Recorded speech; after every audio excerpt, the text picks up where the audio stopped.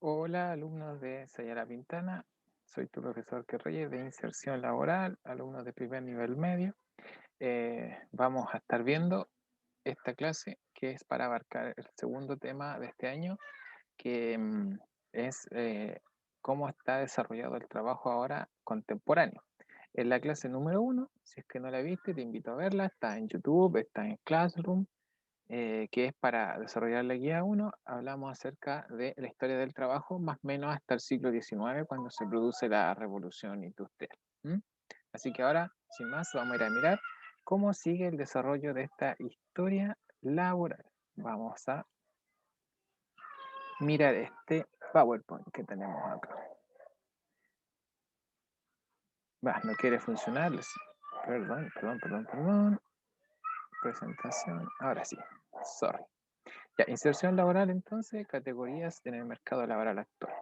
Bueno, como vimos en la clase pasada, el ser humano, el trabajo no siempre ha sido igual, el trabajo va evolucionando según cómo las sociedades se van desarrollando y felizmente nosotros, en el mundo moderno, desde mi punto de vista, estamos en las mejores condiciones laborales de la historia porque para atrás, como los que pudieron leer la guía ya se dieron cuenta que hasta esclavitud existía. Siempre fue complejo la persona que no tenía poder económico, que tenía que verse en la obligación de trabajar. Así que ahora estamos, aunque usted no lo crea, mejor que antes. Bueno, entonces en el mundo contemporáneo, el mercado actual, dice acá, es el ámbito donde confluyen la oferta y la demanda por trabajo. ¿Mm? Nos guste o no nos guste, estamos insertos en esta sociedad que demanda de trabajadores, que ofrece un conjunto de trabajadores, y la demanda tiene que ver con cuántas empresas están dispuestas a requerir trabajo o ofrecerlo, ¿cierto? Además tenemos otro concepto que entender, que es el tema de los sectores de la población, que son activos o pasivos. Toda la población potencialmente podría ser un trabajador. ¿M? Felizmente ya no existe el trabajo infantil, y la gente se jubila porque son derechos que se han ido ganando a través de la historia, pero antiguamente sí, estaban obligados a trabajar niños y la gente trabajaba hasta que se moría. Bueno, de la gente que es potencialmente trabajadora, que es casi toda la población del país, menos los pequeños, los menores de edad, y menos las personas muy ancianas, ¿cierto? Existe un grupo que es la activa, las que están listos para trabajar, ¿ya? Que la mayoría de nosotros que nos encontramos en esos rangos. Y entonces llamamos población pasiva a las personas que son mayores ya de 65 años, o en el caso de las mujeres mayores de 60, y jóvenes menores de 15 años que no pueden trabajar por distintas razones. Entonces son una población pasiva. Categorías vamos a ver ahora del mercado laboral. El mundo del mercado laboral se puede dividir en categorías. De hecho, está así dividido. Em, no avancé nada. Ahora seguimos. Eh, Está dividido en distintas categorías según la ocupación de las personas. ¿Qué quiere decir esto? Por ejemplo, algunas personas son empleadores. ¿Qué significa la palabra empleador? Significa que es una persona que dirige una empresa, o sea, es el dueño de una empresa, y él contrata a trabajadores. Es un trabajador también, porque trabaja, ¿cierto? Está preocupado siempre de su empresa, se mueve de allá para acá, pero no tiene jefe porque él es el propio jefe, por lo tanto, él es el dueño de la empresa y los trabajadores están perteneciendo a su empresa. Entonces, el que da trabajo. Esa es una primera categoría. Estas categorías también las van a encontrar muchas veces en las encuestas, en postulaciones a distintos servicios del Estado. Les van a mostrar estas categorías para que usted se defina en algún momento en alguna de ellas. Así que son importantes. Otra categoría es trabajador por cuenta propia. ¿Qué significa esto? Que es una persona independiente, al igual que el patrón que aparece en el A, con la diferencia que esta persona independiente no contrata a trabajadores, no tiene una empresa formal, no ha hecho el trabajo de iniciación de actividad en el servicio de impuesto interno, no ha hecho todos los trámites que el Estado le exige para poder formar una empresa legal. Así que él trabaja solo, de manera independiente, como quien puede hacer acá. Vamos a encontrar vendedores, al vendedor ambulante, la señora que vende quizá sopaipilla, son trabajadores independientes o gente que tiene un puesto en el persa, no tiene jefe, pero eso no lo convierte en un empleador porque no está dando trabajo. Y si lo está dando porque le está yendo muy bien y tiene trabajadores, no lo hace de manera formal porque no tiene root de empresa. Entonces, es un trabajador, se considera independiente.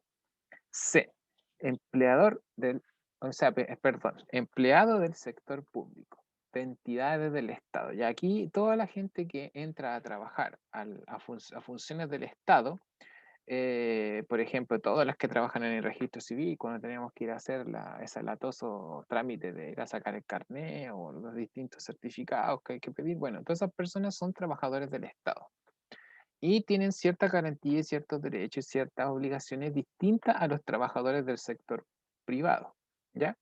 Así que tenemos un grupo de trabajadores distinto a otros. Ya no todos los trabajadores son iguales en el sentido de que las condiciones laborales en las que están no siempre son iguales.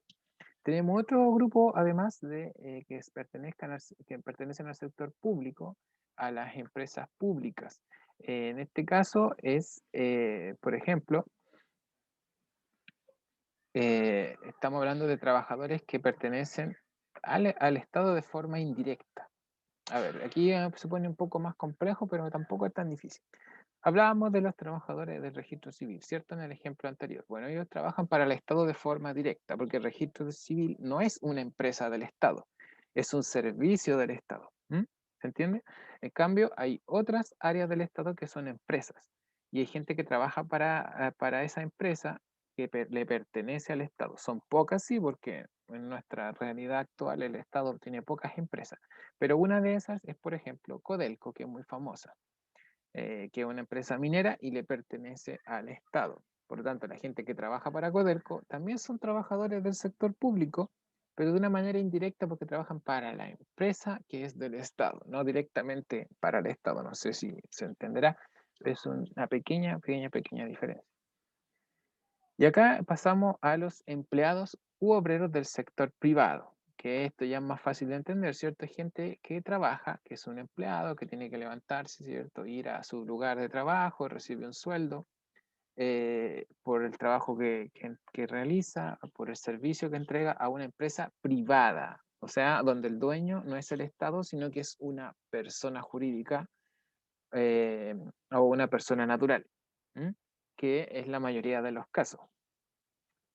Aquí entra todo el mundo que no es del Estado, ¿cierto? Todas las empresas privadas.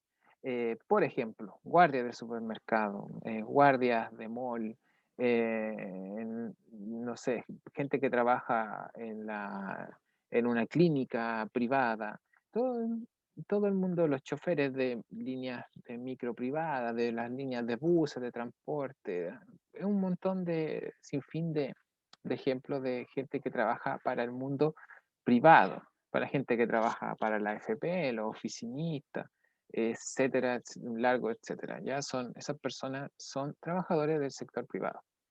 Otra categoría es del servicio doméstico. Es otro tipo de trabajo, ¿cierto? Porque si bien el trabajador doméstico es una persona que trabaja para un empleador, sus labores son un poco distintas porque él tiene que no ir a una empresa, sino que va a una casa. Entonces se le considera una categoría distinta y muchas veces trabajan puertas adentro, otras veces trabajan puertas afuera. Debiera existir siempre un contrato que regule estas relaciones entre el empleador, que es un dueño, un dueño de casa, y su trabajador, que es quien ofrece el servicio doméstico. Tendría que haber un contrato. Pero lamentablemente no siempre es así.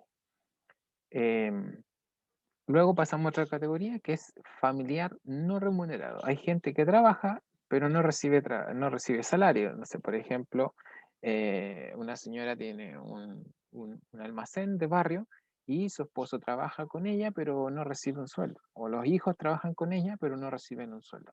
Entonces, es un trabajo no remunerado porque están ayudando a un familiar. Fuerzas Armadas y de Orden. Bueno, estas personas también pertenecen al Estado, pero se les considera una categoría distinta porque tienen otras condiciones y otros beneficios distintos aún a, a los trabajadores del Estado. ¿No? Pertenecen a organismos armados, no son civiles, ya, es decir, ellos son de las Fuerzas Armadas, portan las armas. Ya, vamos ahora a dividir los trabajos por sectores productivos, que es otra cosa. Ahora vamos a ver cómo todas las labores que se desempeñan en una sociedad se pueden dividir en tres categorías.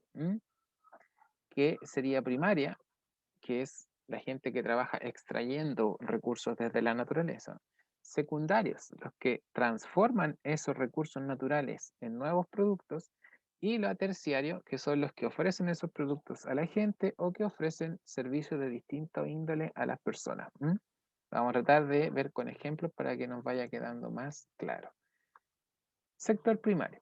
Bueno, trabajadores que ofrecen productos desde la naturaleza, son extractores de la naturaleza. Estos trabajadores casi siempre son trabajadores independientes, no tienen un patrón, entre ellos se organizan y van sacando los recursos. Extraen, por ejemplo, la leche, generan la carne si son ganaderos, mineros para extraer las rocas, eh, ¿cómo se llaman? Oh, se me olvidó la palabra, ¿cierto? Trabajan en las forestales, leñadores, para poder trabajar o aserrador para trabajar en esta área, y agricultura, ¿cierto? Los agricultores que son trabajadores que generan los alimentos. Aquí vamos a ver las distintas ocupaciones. Profesiones dice acá, pero en realidad son oficios, ya eso lo vimos en la primera clase, me parece, en la clase inicial de fundamentos del trabajo. Bueno, los oficios para obtener recursos naturales, aquí tenemos al agricultor, tenemos al ganadero, al minero como ejemplo y al pescador. Sigamos avanzando al sector productivo número 2. La gente que trabaja haciendo muebles, ¿cierto? La madera ya se extrajo, ya los trabajadores que se dedican al sector primario ya pasaron, entregaron la madera a un maestro y este maestro lo transforma esa madera, ese recurso natural, en un mueble. Esto se le llama, a ese trabajador se le llama que pertenece al sector productivo 2, ¿cierto? Al sector de transformación de los materiales. Del algodón o de otros recursos naturales se genera la ropa. Bueno, esas telas, la tela, perdón, se genera la tela, esas telas se transforman por costureras y tenemos ropa, un producto nuevo en base a cosas de la naturaleza. El panadero toma un recurso de la naturaleza que es la harina, ¿cierto? Que viene del trigo molido y lo transforma en pan. Y los artesanos toman la tierra, el barro, que en este caso puede ser arcilla o greda, y transforman un nuevo producto, que en este caso es un jarrón. Aquí vemos ejemplos, entonces ya dijimos panadero, tenemos al carpintero y tenemos al trabajador industrial también, porque trabajan construyendo distintos objetos, distintas cosas, distintas piezas para otras máquinas. Aquí encontramos al obrero, que es un trabajador de la producción de transformación. Ya, ahora vamos a ver los servicios. Existe un tercer sector de la producción que se le llama el sector terciario, que es donde se prestan distintos servicios, que es donde ya empiezan a llegar a la ciudad principalmente, donde más se concentran estos tipos de trabajadores de servicio. No producen objetos, sino que entregan un servicio a los demás. Porque, por ejemplo, la persona que está vendiendo la fruta, un vendedor de fruta en la feria, él no cultivó las tomates, no cultivó las paltas ni las sandías, ¿cierto? No las hizo él. Él la que hizo fue un servicio. Él fue, se levantó temprano, fue a La Vega, ¿cierto? Fue a Los Valledor, compró la fruta que hizo un agricultor y que trasladó un camión y él la toma, ¿cierto? Y se la vende a la gente. Eso es un servicio de venta. Por lo tanto, el trabajador de la feria pasa a ser del sector productivo 3 de servicio. Los almaceneros, por ejemplo, compran productos, el que ya vienen elaborados desde el sector 2, ¿cierto? De la producción, de transformación, y después lo venden a la gente, entregan un servicio. Las personas, como en la primera imagen, que trabajan en una oficina, llamando personas, facilitando cosas, haciendo gestiones, están haciendo un servicio. Entonces son trabajadores del sector 3. Y acá, por ejemplo, un médico, un kinesiólogo que ayuda a una persona a mejorarse, no le está entregando un producto de la naturaleza, está entregando un conocimiento, está haciéndole un servicio a la persona, al igual que el bombero. Por lo tanto, son trabajadores del sector 3. ¿Ya? Bueno, ahí lo tenemos. Secretario, comerciante, médico y bombero. Entonces aquí tenemos un diagrama que podemos ver para obtener recursos naturales, sector 1, ¿cierto? Como los ejemplos. Tenemos a los siguientes oficios, aquí aparecen profesiones, pero bueno, oficios. Para obtener productos elaborados tenemos a estos trabajadores y para obtener servicios tenemos a estos trabajadores. Por supuesto que faltan un montón. Aquí no podemos colocar todos los trabajos, sería una locura, ¿cierto? Hay mucho. Quizás tú trabajas en algo, ni me he acercado en mencionar tu trabajo. Entonces, bueno, así son las cosas. Y recordemos que también hay trabajos no remunerados como la dueña de casa, los voluntarios de distintos servicios. Entonces, acá, si nosotros nos ponemos a pensar por región de Chile, a ver que en la primera región, la segunda, la tercera región de Chile siempre será lo mismo, o sea, toda la gente trabaja siempre en los mismos puestos en todas las regiones. No, no, no es así. En algunas regiones predomina un sector de la producción, en otras regiones predomina otro y así, porque va a depender mucho de lo que se extraiga en esa región. Todos sabemos que en el norte lo que más, el trabajo que es más abundante es la minería, porque hay muchos lugares para extraer recursos mineros. Entonces, mucha población que habita el norte trabaja en las minas. Entonces, la actividad que más se realiza en esas regiones van a ser las actividades extractivas, porque la mayoría de las personas trabaja en ese rubro. Si venimos a Santiago, por ejemplo, nos vamos a encontrar, no sé si la tengo aquí en la gráfica, no, no tengo a Santiago, pero nos vamos a encontrar que aquí no hay una explotación mucha de recursos naturales, sino que más bien vamos a encontrar un área de servicios, está lleno de servicios, lleno de bancos, gente que trabaja en mall, gente que trabaja en venta, gente que trabaja en transporte, etcétera. Entonces, lo que más predomina acá es el sector de servicios. ¿Mm? Y así está aquí detallado más o menos cuáles son de la mayoría de las regiones de nuestro país, eh, cuáles son las áreas que más podemos observar, las que más se notan en esa región. Por ejemplo, en el sur de Chile, algunas regiones son madereras, o sea, toda la gente que vive por ahí se dedica a la madera, al cultivo, ¿cierto? Y después la extracción y transformación de la madera en distintos productos. Más al sur lo que más hay es ganadería, en otros lados lo que más hay es pesca y así. Entonces, la mayoría de las personas entra en ese sector productivo. ¿Mm? ¿En qué sector de la producción trabajas tú? Bueno, eso tú me lo puedes contar después, pero tú lo sabes. La idea es que lo identifiques, que te des cuenta en qué sector de la producción estás trabajando tú, o si no estás trabajando, eres un alumno que no ha trabajado todavía, ¿y en cuál te gustaría trabajar? Es una pregunta solamente para reflexionar, ¿ya? Para que vayamos pensando. Entonces, con todo este conocimiento tú puedes desarrollar esta guía. Recuerda que aquí están los datos en la guía para que me la puedas mandar si que tú quieres. Te recuerdo que esta guía hasta el momento no tienes que devolvérmela obligatoriamente, son guías de autoaprendizaje para prepararlos para la prueba. Esa prueba sí que sí va a llevar nota, pero si tú participas, me preguntas, me consultas, también vas a llevar una nota acumulativa. Así que si gustas me puedes mandar la guía de vuelta a través de las redes sociales, mi teléfono o mi correo electrónico. Ya, y no olvides estar visitando las redes sociales arte bajo sella bajo la pintana, porque ahí voy subiendo este mismo material. ¿Mm? Entonces en la guía vas a encontrar este texto donde habla más o menos lo mismo que hemos conversado hasta el momento. Aparecen las definiciones, ejemplos de los distintos tipos de trabajo y luego los sectores de la producción, primario, ¿cierto? Secundario, terciario, como ya lo conversamos. Para que repetirlo, ya que aparecen las distintas regiones de Chile más al detalle. Entonces tienes que leer esa información, comprenderla y sacar algunas conclusiones. en las actividades. Entonces, acá tienes que responder según la lectura comprensiva de la guía, toda la información está en la misma guía. ¿Mm? Y por aquí abajo te pregunto lo mismo que en el Power. ¿En qué sector de la producción te desempeñas o te gustaría desempeñarte? ¿Mm? ¿Y por qué? Aquí los que les gustaría tienen que responder además por qué. Eso, pues, chiquillos. Espero que estén muy bien, que les haya quedado claro y que les vaya muy bien, muchachos. ¿Ah? Me despido de ustedes. Cualquier consulta por redes sociales. Nada más de que les vaya excelente.